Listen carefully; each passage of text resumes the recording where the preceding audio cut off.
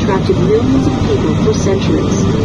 While most visitors are satisfied to gaze at them from shore, some have attempted to challenge their might in daring feats. Although recent daredevil attempts have been fairly successful, we still prefer our more distant, decidedly drier vantage point. The view is simply better up here, and from this angle on a sunny day, you're likely to spot several spectacular rainbows in the mist.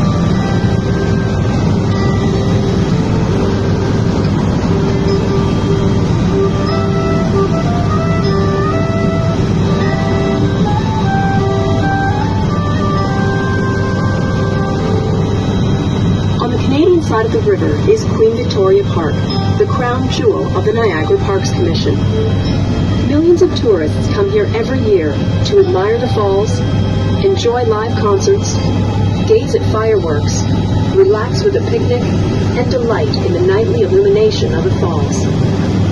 The Niagara River Parkway is the only road that passes through the park, which stretches for 58 kilometers from Fort Erie to Niagara-on-the-Lake. The Niagara Parks Commission, established in 1885 to preserve the parklands, keeps the entire stretch of parkway clean and beautiful.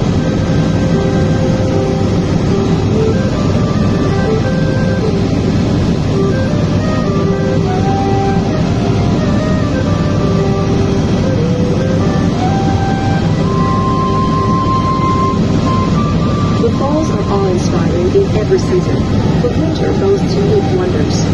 Snow and ice build up at the base of the falls, forming a 10-story deep ice bridge between Canada and the United States.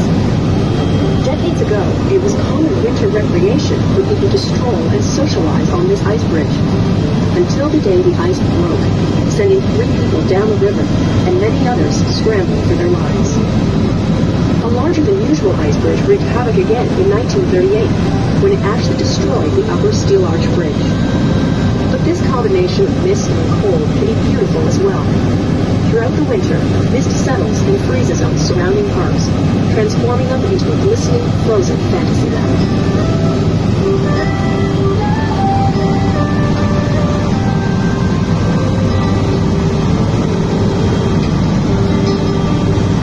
Approach the Whirlpool Bridge, you'll be able to see the Niagara River rapids ahead.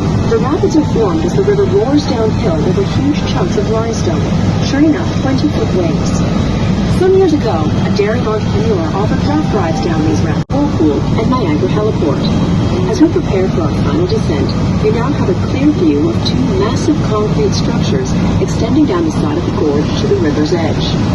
These are the hydro-generating plants I spoke of earlier.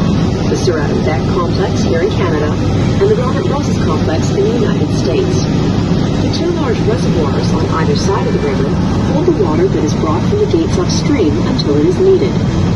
For those of you interested in exploring the fascinating process of turning water into electricity, tours are offered at the Sir Adam Beck Generating Complex throughout the day.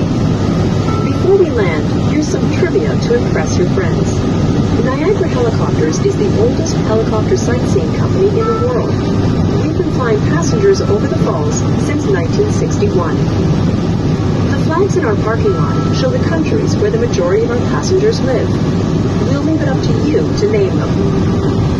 In all the miles Niagara Helicopters flies in one 3-day weekend were placed end-to-end, they would stretch from Niagara Falls to Germany and back.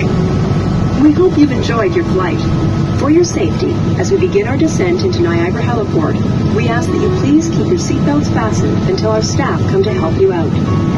Before you exit the helicopter, please return your headset to where you found it. And as you leave, please walk directly to the exit gates.